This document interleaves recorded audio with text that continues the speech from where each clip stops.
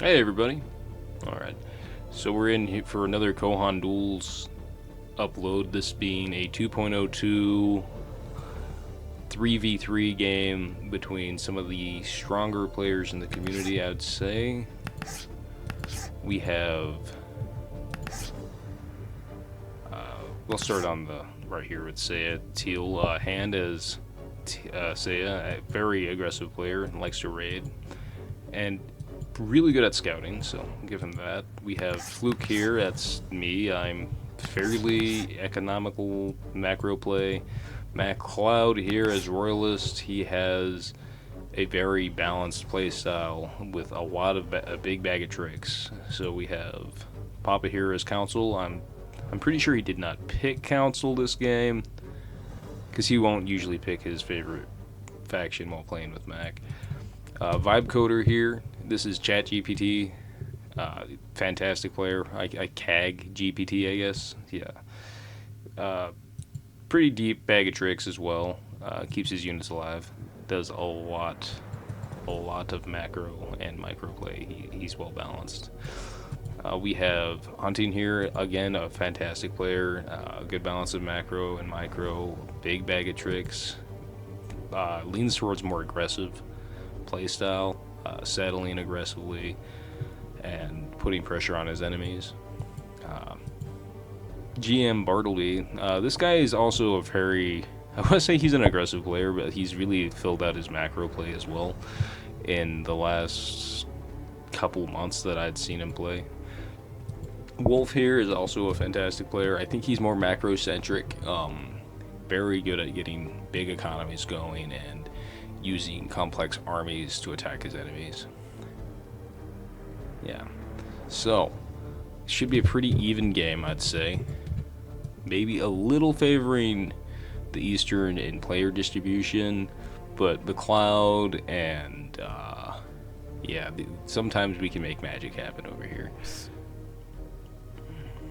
So let's see the map. We have layers, 2 layers right away for hand. Lots of action.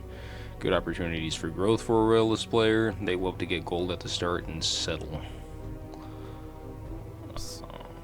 Good amount of mines around this player if he gets for, if he goes for some engineers early, which he probably should once he has those scouted.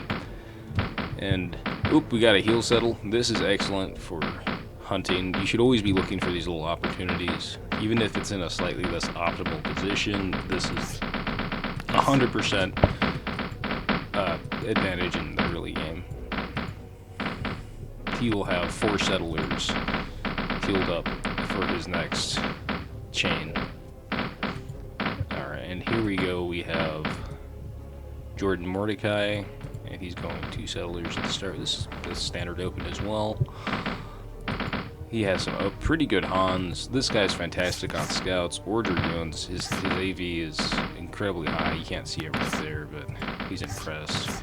So, and we have Stribjorn. Stribjorn's a fantastic Kohan as well. He has Battle Cry, which gives a lot of damage. We'll just say a lot of damage, you know.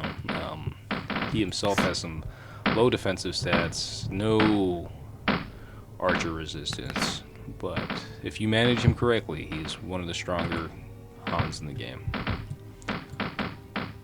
Okay, and this is a fairly standard open from Papa. He's doing his chain settling. Mac, he's found a lair, that's good. There's some touch, I think this is yeah, militia lair. You can tell by the zone of guard around things. And it's early scouting. See, he's got the 2 shade lanes.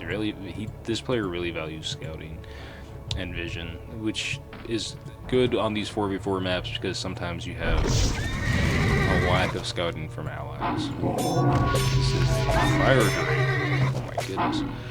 Not a bad find. It's definitely in contention, even though it's so close to a base. Fire drakes are just not easy to take down. Okay. This forward Nat Town as well is this positioning couldn't be better. It's covering this this mountain range here, so makes his map a lot less awkward and will control this choke point. So he really wants to get that as soon as possible.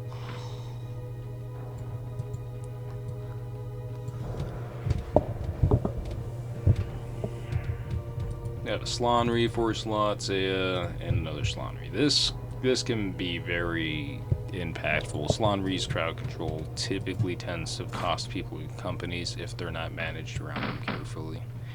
It makes it hard to fight on multiple fronts when you're against crowd control, because you want to look away so you can do something else, and the minute you do, you know, you overcommit and you get stunned by an entangle and you lose some company or a Kohan or something, and yeah, it's pretty painful. It can be an equalizer for skill sometimes too, in the micro sense. This, I want to say this goes to the Eastern team, just from position. There's so much that these guys have to take on their own side. Fighting for this would be almost pointless. It's going to be hard for one, and then if you do get it, all you can really do is raise it because you're in this concave of all the players. So, same for this. This is definitely favoring. You want to try and delete these if you scout them, or hold on to them if you're the Western team. We have Lucius. This Kohan is very underwhelming. He looks alright. He has Caldonut damage and all these little things, but he's pretty much a Cleric Kohan -1.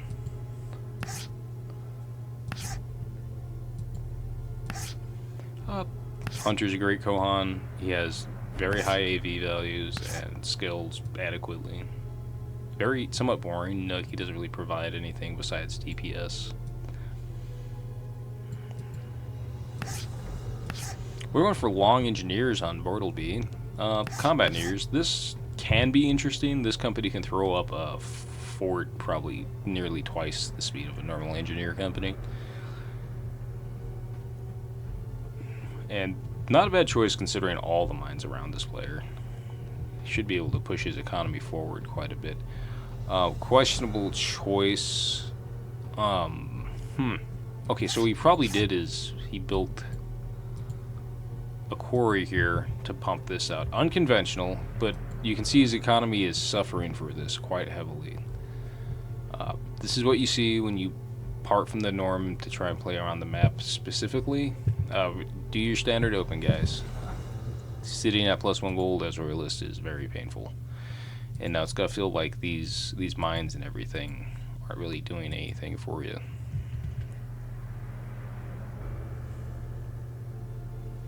Alright.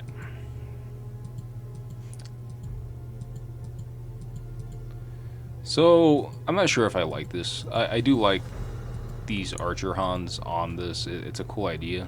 You get this on a back row or shooting a Kohan or something, they're very likely to take immense damage or die potentially if it's a caster like a summoner or a magician or something.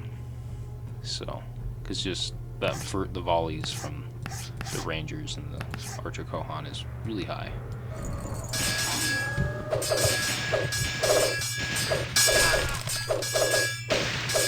Yeah, this is fine. Engaging your wizards. So this guy's surprisingly good at it with his fast attack speed and unholy damage. Yeah. You see, this is kind of the mid-tier for Undead Kohan. With practice, as he levels, he's becoming quite good. Ashavir gets Gift of Arima and Enlightened in 2.02, which is significant for this Kohan. He's very usable.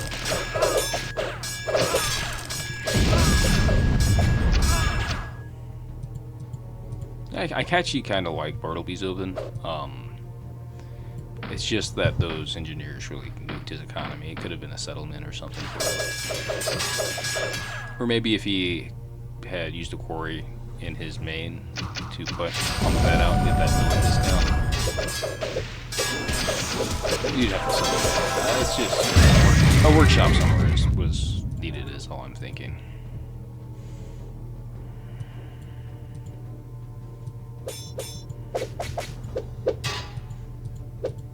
Yep.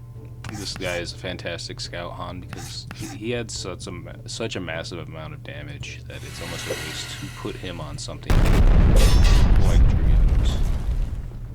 Long scouts or even super scouts carry that damage buff just fine. Meanwhile, your Dragoons prefer sustain typically.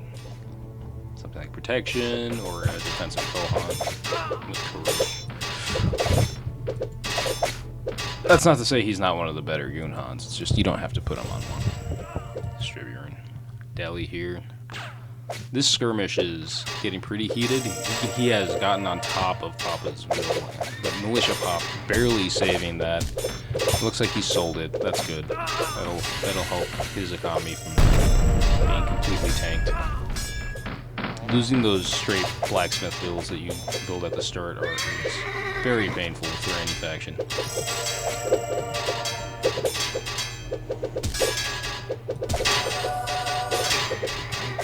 Yeah, good thing Red has come down here.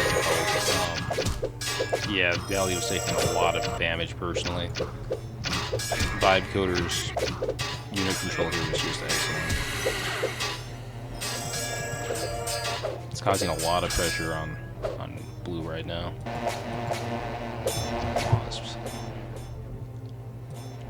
And you know what's nice about this is we're the #1 player on the opposing faction is.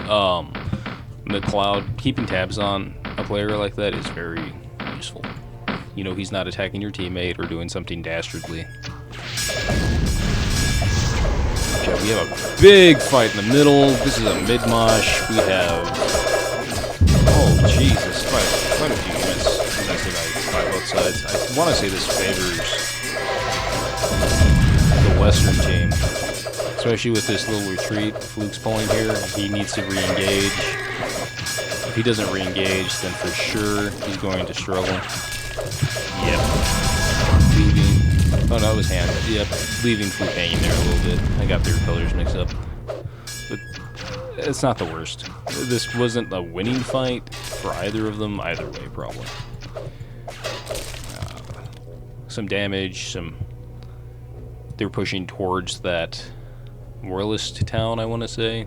There's time to heal and get back into contesting that, probably, if they're quick about it. But losing it isn't the end of the world for the Eastern team.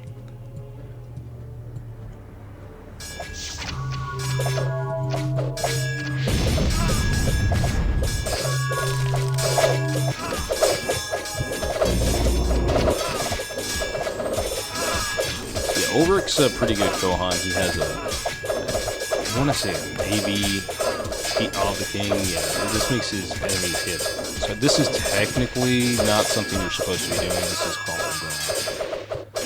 backdooring the town, because the militia that had initially popped hadn't left yet, so they would have had to destroy the town's militia and then attack it.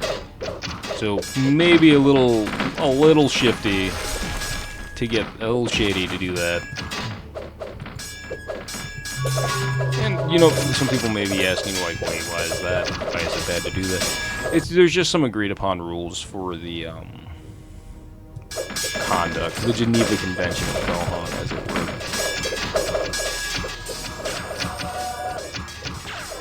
were. It's not as though, like, you just... Certainly a frowned upon kind of behavior.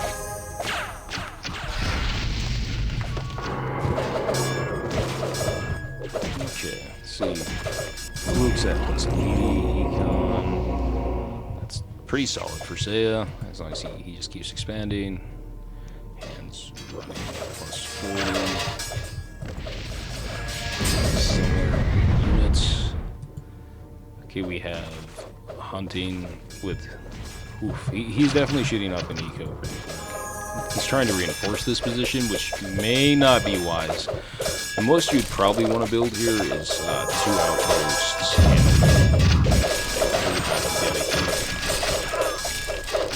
serious resources to get a mirror or something. No, you have your side of the map to populate still. There's no sense investing in this extended area, especially without a fallback zone of supply.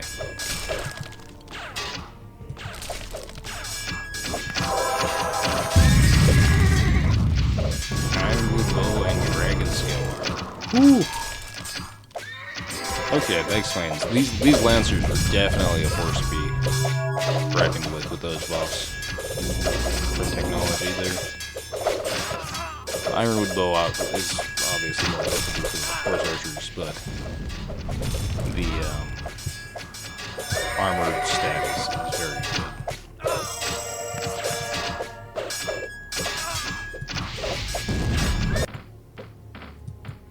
good. And over here we have some mana coming up from Brown. Ooh, one of the smallest players actually, and he's putting out mana very quickly. I would say if this was my strategy, I'd be practically asking for a teammate to bail me out of this negative. Okay, I'm gonna lose some mana units. Cover you guys for pressure. Meanwhile, you eco and help me out later.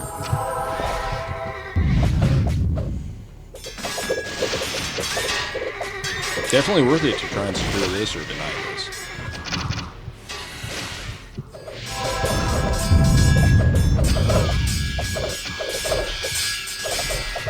Hunting's economy booming still, getting his build up. Now the problem now he's able to utilize it because if there's constant harassment on this building, it's just you'll have narrow windows.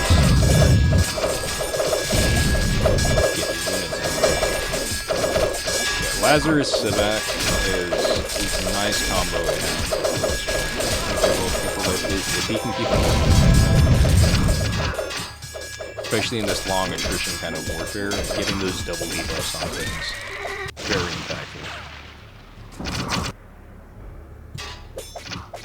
The only thing I would like to see out of the Western faction here is one of the Seiya players to build like 1 or 2 outposts right here. Like you should just be bouncing in and out. You should be practically fighting inside your own zone of supply while sieging this. It's a waste to put a timer on how long they can keep this. I think there already is. And this kind of fighting is, if everyone keeps their units, their Kohan alive, will eventually start to favor the people who live the better Kohan management. Because of the experience granted, etc. This is essentially a blender.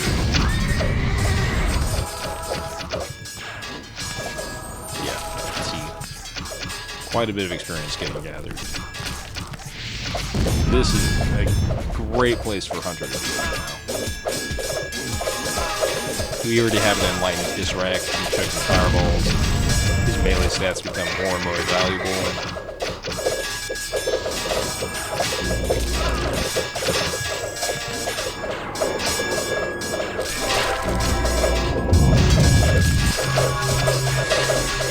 Bad spot for this.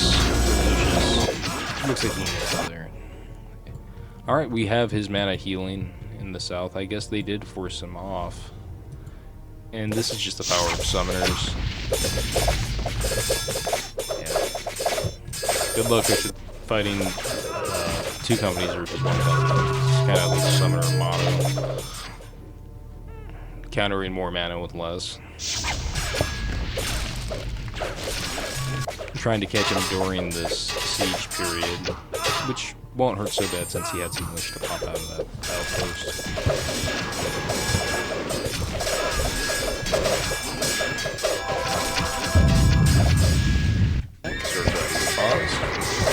Big fun. Attrition continues to go. The main thing to watch for during all this is who's shuffling their units back and forth efficiently, and who's getting on top of and killing Kohan.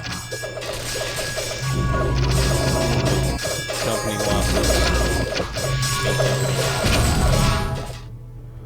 Quite a few paladins coming in from behind. Holy smokes, Hunting investing his whole economy. Not sure if he thinks this is a way to break the opposing faction. I think it's an overinvestment.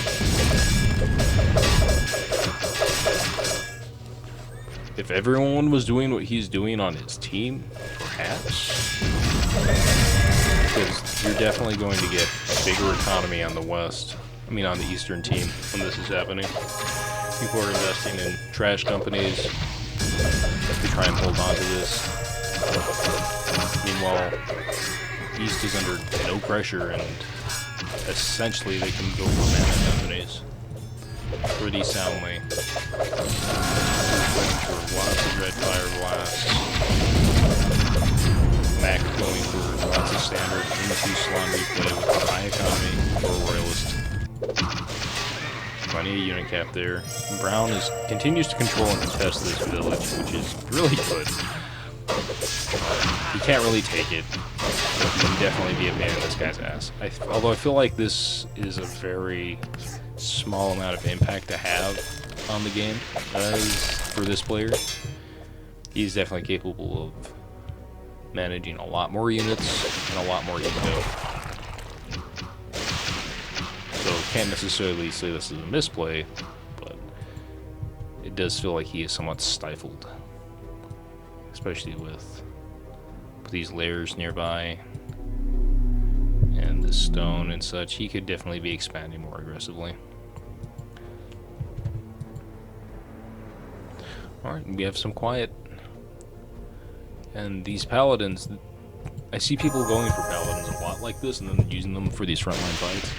And SA, you don't have to panic. If they're fighting you in direct combat, just put up your bone boys, hide behind militia, and hit them. Shoot them from afar. Paladins are vulnerable to arrows, just like most things. They hit hard, but, you know, so do arrows. Unless you have some serious tech. And they do have some serious tech. Armor down these cats with quite a bit of staying power. But even such, you might want to see something like Cleric or something here and there. Probably underutilized. Front line fast recovery is so good. As you can see, this looks like a huge conflict. The reason I should probably be putting more emphasis on what's happening here. There's very low percentage that this push is going to do anything with this much melee units. Especially all just cramming, walking into each other while getting shot. It's just a countdown to getting killed off.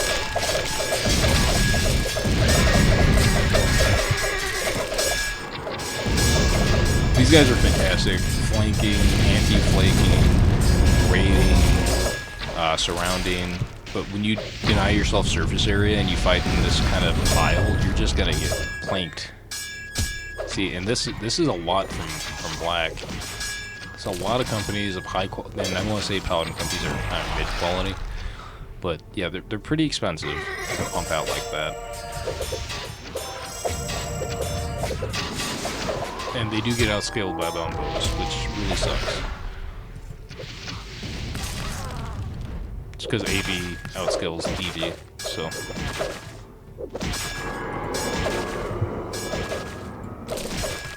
AV being attack value, defense value. Now, if you want to shift these to a non-line fighting position, then you can actually force the Seiya player to split up their units. Just reinforce this with some units. Maybe keep one to flank or surround if they try and push. Keep your cavalry here. Take your paladins and start hitting these villages or something. You'd be a lot happier with the performance.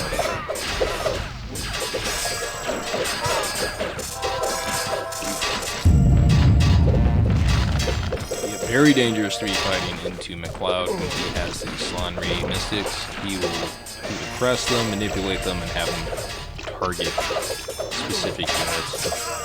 Any kind of overdedication will be punished. He did get a raid off, but he did not get a settlement raid. One of the benefits of using footmen and summoners is that they can fight in melee briefly.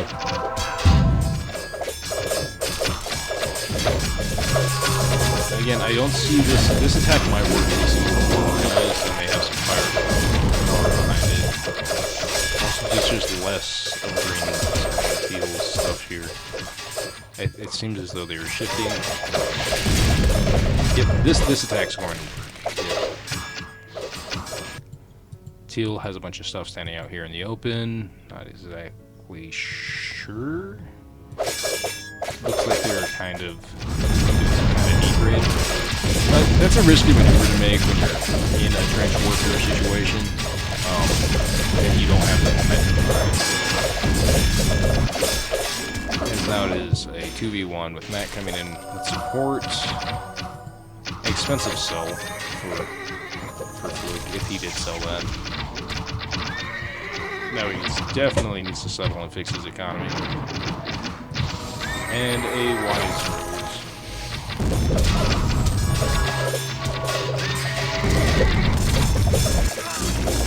Slime coming out from Fluke.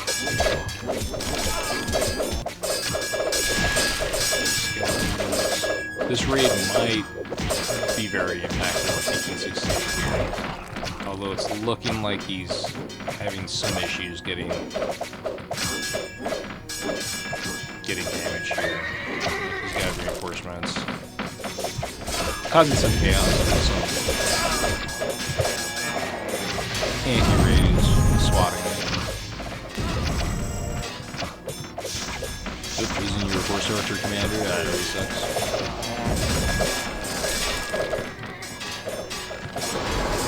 Okay, coming back in, profits from hand. That's going to add a lot of threat.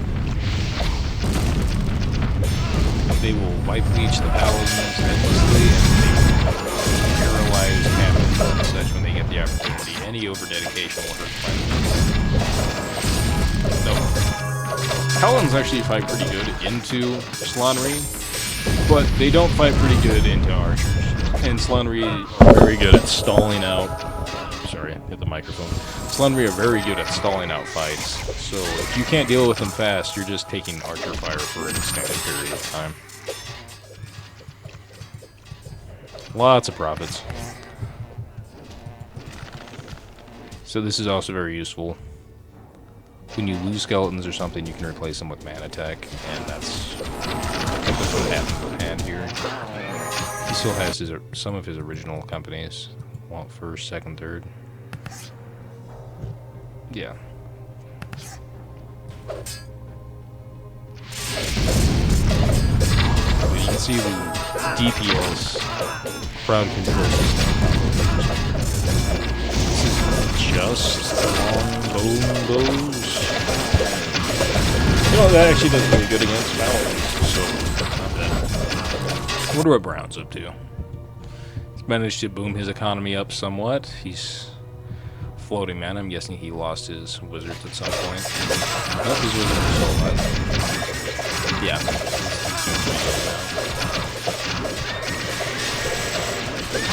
I do feel he could have snowballed more with a lack of pressure on his side. But maybe he didn't think he could out-snowball the opposing player. I wanted to take out that Royalist of town with that wizard all in.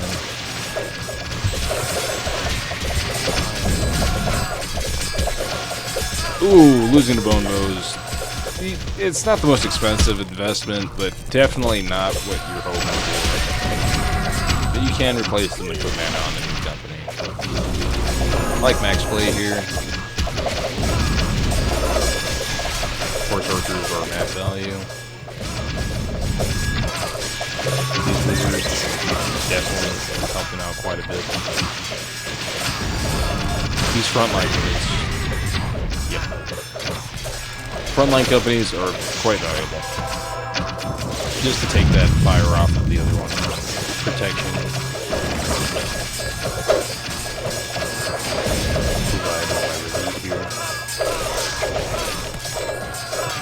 I think he switched him? Yeah.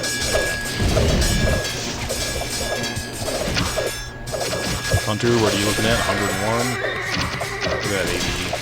57. It's not bad. Darradin with 66 experience. Oof. Getting to be a bit of a unit. Especially with spell immunity, he can do quite a bit of damage.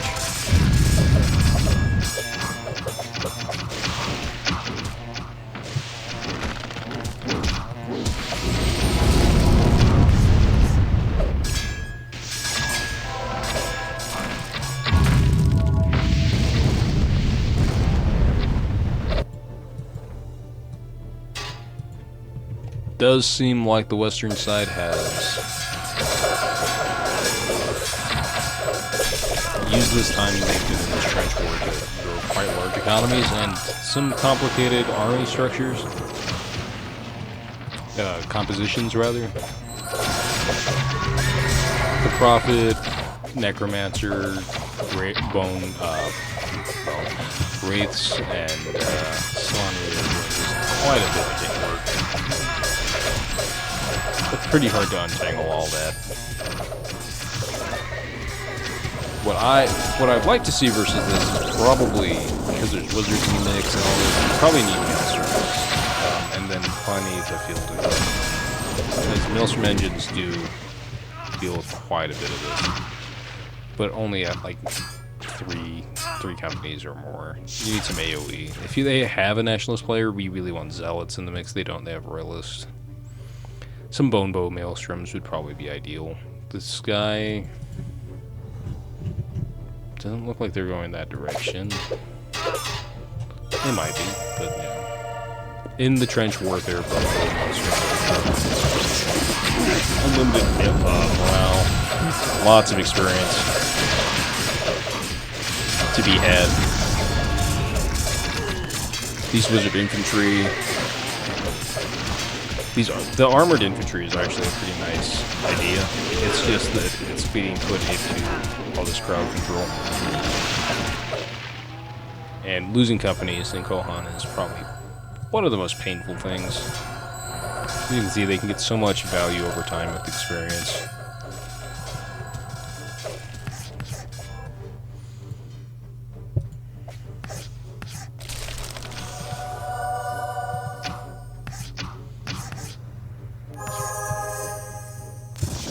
Protection, courage, good, horse archers, legion charge. It's more of a pull, actually. These armored, no, they don't have the same tech.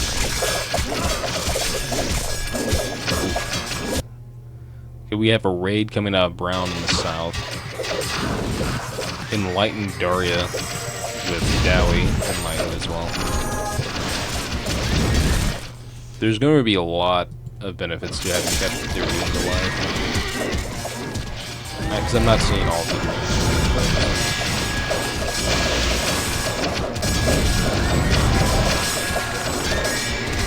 You just can't be losing your dragoons. Battle Priest on Lancers. This is actually a perfectly viable way to use Battle Priest. Lancers have okay morale. And higher hit points versus skeletons is always good. They don't have anti-cav.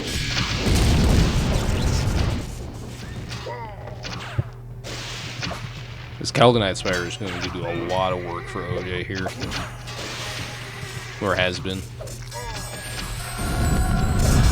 Kind of see on the map this red versus blue ebb and flow.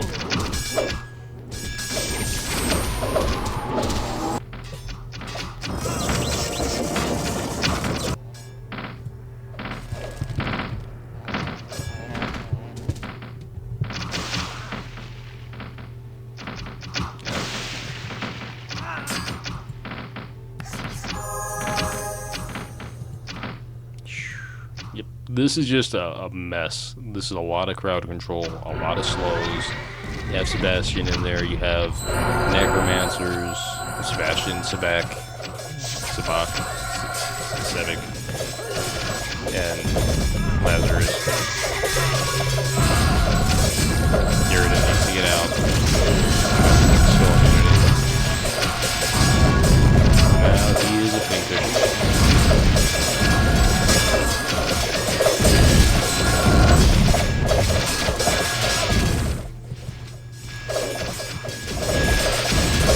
I will say this really just comes from the lack of staying power to some extent. Paladins are not meant to do this work.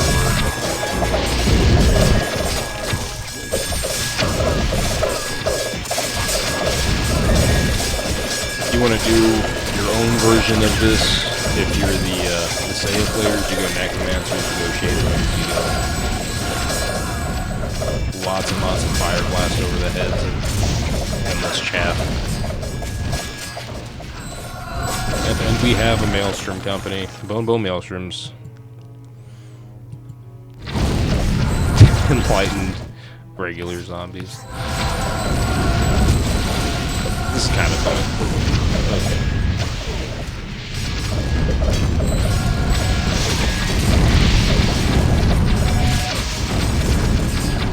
Pressing out.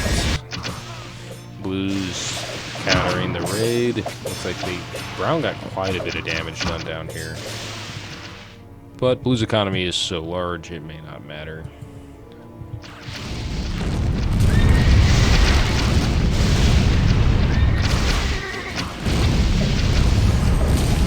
They're putting a lot of faith on this chainmail tech.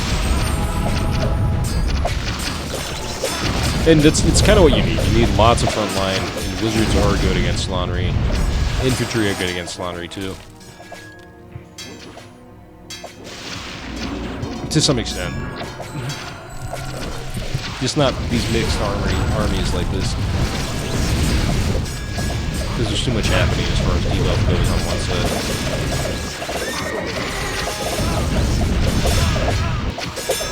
I hope Beam goes out of there. Sounds insane. Freaking ranger shot. Oh, looks like he's probably going down. Oh yeah, mine is the back.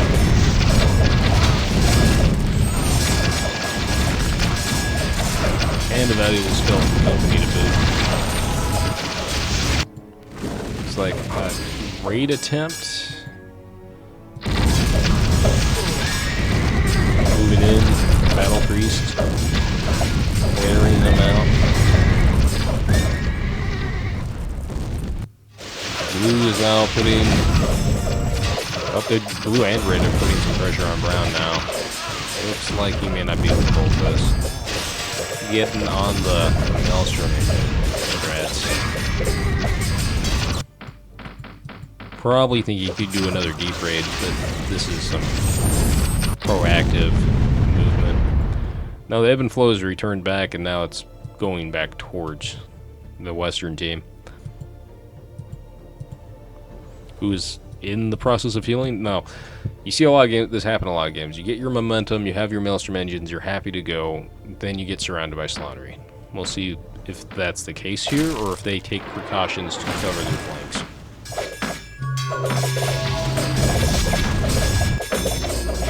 Definitely needs to shift out of Prest here.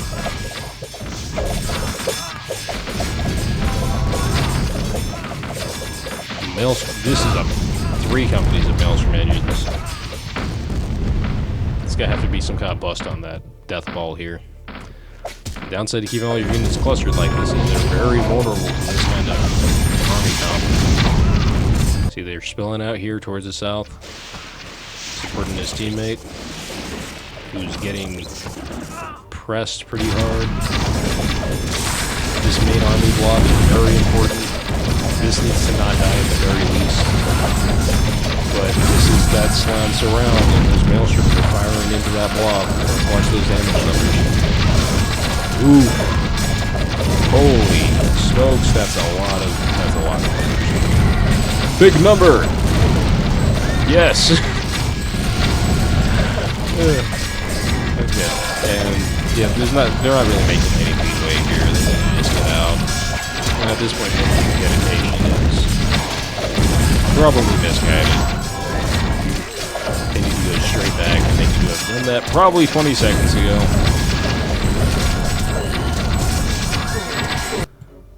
Okay, purple going with a raid in the north. That actually could get quite a bit of work done. But the mid is what matters, and this looks like they're bleeding companies.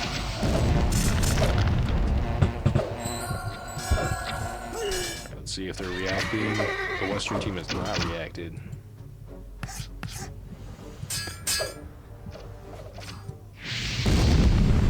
Yeah, I would definitely be pressing some of my skull rates up here. If like that is me.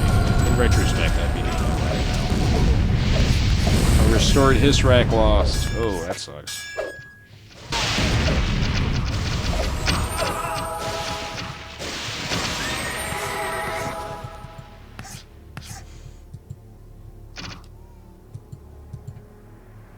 Alright. Wow. They've just kind of cordoned off this area. Armies bouncing off each other probably. This is getting a fairly complicated war for Mac here. He's fighting on 2 fronts, and sometimes 3, and all the while attempting to anti-raid for his team. Mostly footmen left over here. These are some very devastating stuns. I'm not gonna lie. This sucks. You know, you poke forward, you're healed up, you go forward to check something real quick, and this is what happens. Versus Slandery, you just can't afford to undertake anything. Because you might win this fight, but you're not gonna win this fight with retreat, obviously.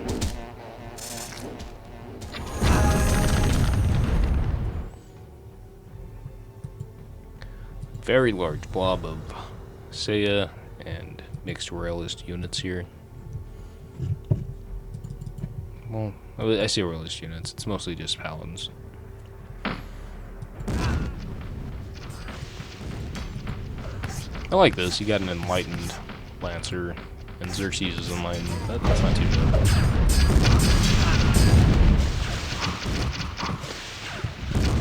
Kind of trick lane into his opponent here. He really needs to cover this village a little bit better.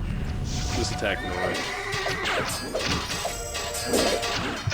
A little advice. They're side switching, I want to say. This might, because this has gone unchecked for the most part, right?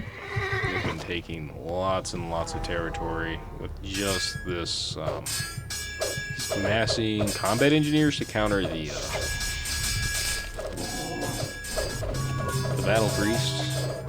It can work, it's something that you can do, but really what you want to do is fight with them together with your forces. Oh, big flash. Archer Kohan really flat on this stuff too.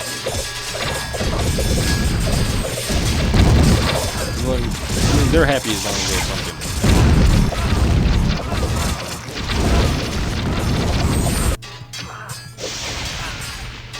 Okay, they actually managed to force this off. This is the big story happening right now. If these guys can keep putting pressure on the Seiya players, then this is going to be bad for the Western team. Although their economies are holding up despite all this.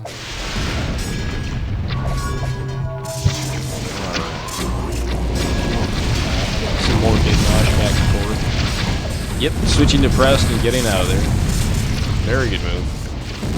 Everyone just needs to dip. Delta split. Okay.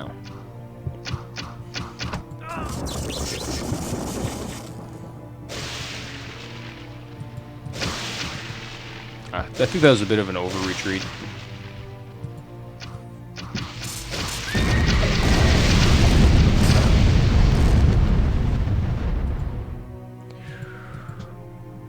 Very, very aggressive army. It's a lot of damage, very little control. They have a couple battle priests, they have huge saturation, and lots of burst damage, as opposed to slows and AoE damage of this army. You almost feel like you need these Maelstroms just to clear out wasps. That's not. Lots of fireballs, lots of lightning bolts. Now the thing is, you can just leave these guys. That's the one issue you get if you don't incorporate crowd control into your army. Really, if you lose units, it's almost not. Meanwhile, the opposing army, this is going to force errors. Which is kind of why Slandery feels so powerful. Numerically, they're good, like, just stat-wise, but they're also, their main strength is that they force errors.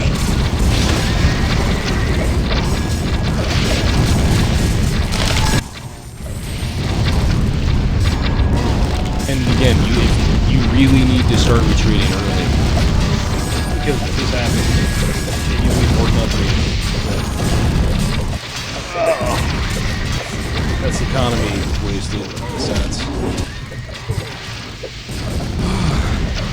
you're also feeding experience to things like these Maelstrom engines, who are always on a somewhat counter. Like, if they start to become too powerful, hard to do from a lead or whatever, they start to counter more and more than you'd expect.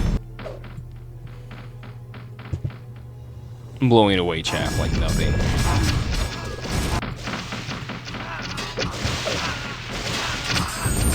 Necessitating like DD bonuses. It's a good attack. Just keeping pressure on red. If you're healed and your heals are okay, you should put some pressure. Always want to retreat your Maelstrom early. Semi-press them or something. I do like that Black's trying to fight here too. Although it's a lot more complicated, especially when you're fighting against so much crowd control, more fronts you're facing, more room for error. Which is why I think crowd control is probably underappreciated. Even just a few profits in an army can really mess up a player who's stretching their attention.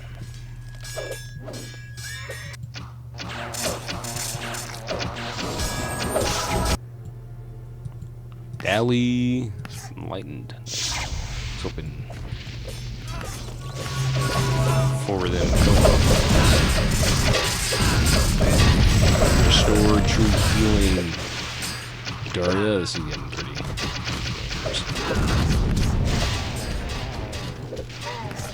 Restored. He has one of the larger provided siege bonuses. Of course, this guy, he does not much.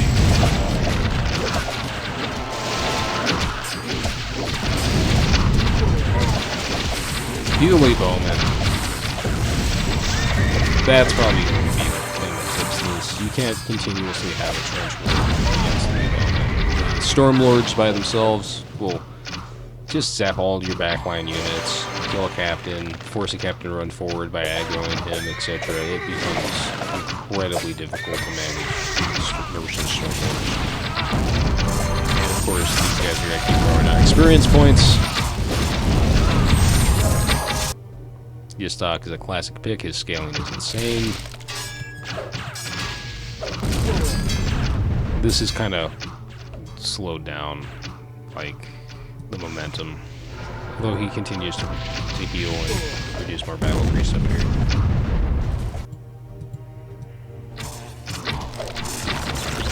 It could probably be stopped by his Shadow Knights.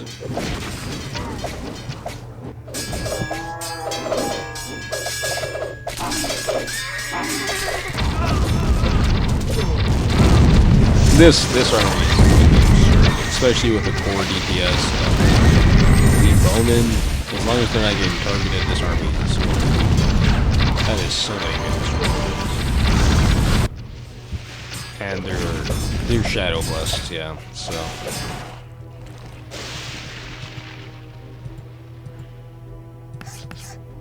there's a night and day difference between shadow blessed and Maelstroms, especially ones with experience.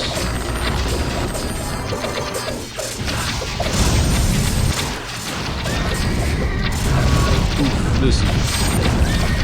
they were falling like flies over here.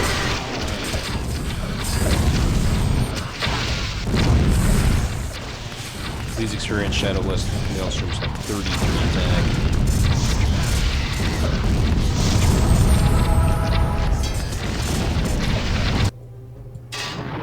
Oh, good raid from Brown in the south, still causing havoc. The wings have been controlled by the east. They have completely managed to corral and just stifle the other players on either wing of the combat. The center is what's starting to matter the most. It used to be give ground, take ground, but with these kind of numbers, this kind of unit quality, it's gonna just be take ground. 2 elite bowman companies. He's got 4 companies in total, but you know, I guess he lost his mana and decided, hey, I'm gonna tech up. Even now he's floating 400 gold. 101 gold per minute for Fluke. Pump down companies. Max at 10. He's all in.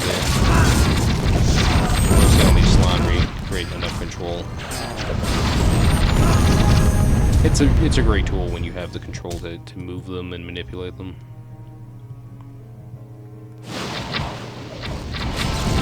Oh, they're giving in. They're throwing in that towel. They did not make enough progress north. They could kind of see the writing on the wall here. Alright. And that is a very epic game, I want to say. Alright, that was pretty cool. Comments on the video, whatever you guys want to throw out there. Advice or what I missed or what you'd like to see done. Constructive criticism, preferably. So yeah, thank you for watching, and hopefully we can keep doing more Kohan Duels.